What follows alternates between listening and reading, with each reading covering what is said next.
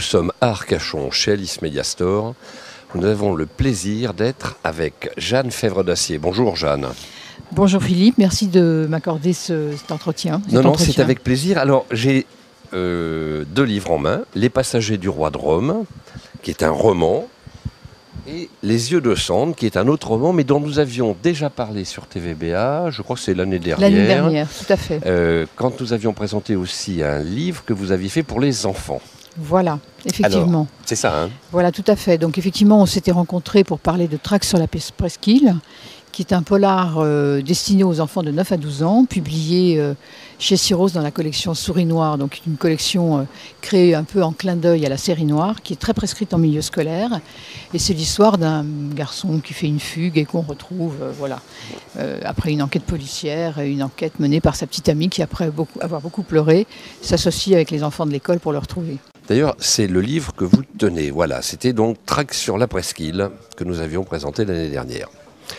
Alors, aujourd'hui, nous sommes là pour parler de votre dernier roman qui s'appelle Le Dernier Vampire. Absolument. Donc là, on change radicalement d'ambiance. Enfin, pas complètement, puisqu'il s'agit d'un polar fantastique. Mais c'est le 3e tome d'une série que j'ai commencé dans les années 90 sur les vampires. Donc j'ai écrit d'abord 2 premiers livres qui s'appelaient Rouge Flamenco et La déesse écarlate, qui ont été publiés au milieu des années 90. Et puis j'avais annoncé un 3e tome. Mais après avoir passé 5 ans sur les morsures, L'ai-je bien mordu, j'étais un peu lassée du sujet, même si on peut enrichir le mythe en y incrustant beaucoup de choses autour des voyages dans le temps et l'espace, entre autres, puisque le vampire est immortel, donc on peut utiliser sa mémoire, puisqu'il est le témoin des époques qu'il a traversées, et donc ça permet d'écrire des fictions qui se passent à différents niveaux temporels. D'accord. Voilà. Dès le premier roman, vous aviez imaginé une structuration comme celle-ci, ou c'est parce que vous avez dit qu'il faut que je réinvente un peu mon sujet? Alors non, en fait, j'ai écrit un premier livre assez facilement, qui s'appelait donc effectivement Rouge Flamenco, qui était l'histoire d'une danseuse de flamenco vampire et qui était un clin d'œil en fait à la Carmen de Mérimée.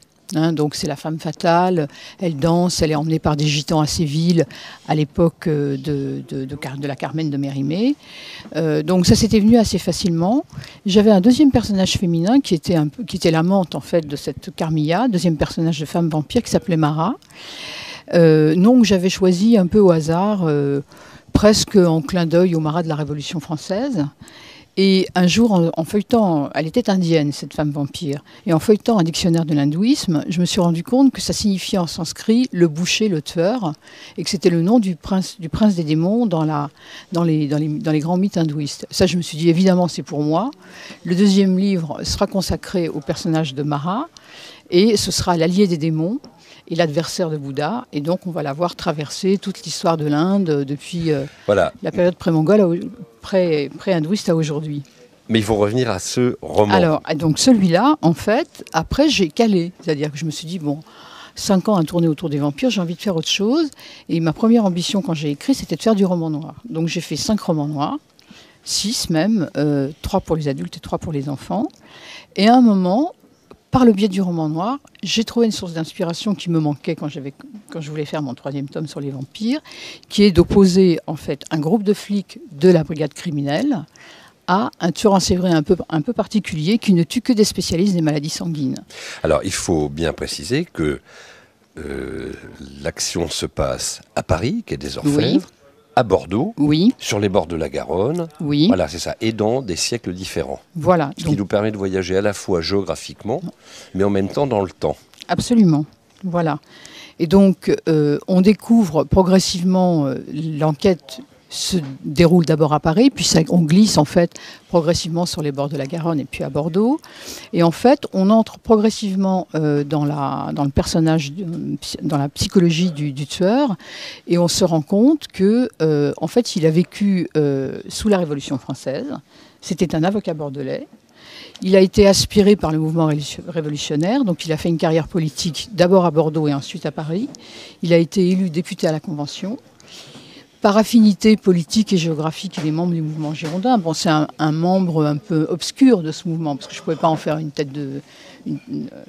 un personnage connu. Mais il a appartenu à ce mouvement et il est transformé en vampire dans une maison close du Palais Royal en juin 1793, en pleine terreur, au moment où il y a une lutte acharnée entre les Girondins et les Montagnards, et où les Montagnards vont perdre effectivement vont gagner le pouvoir au détriment des Girondins. Voilà. Je ne peux pas m'empêcher, en vous écoutant, de me rappeler que vous avez fait Sciences Po. Oui.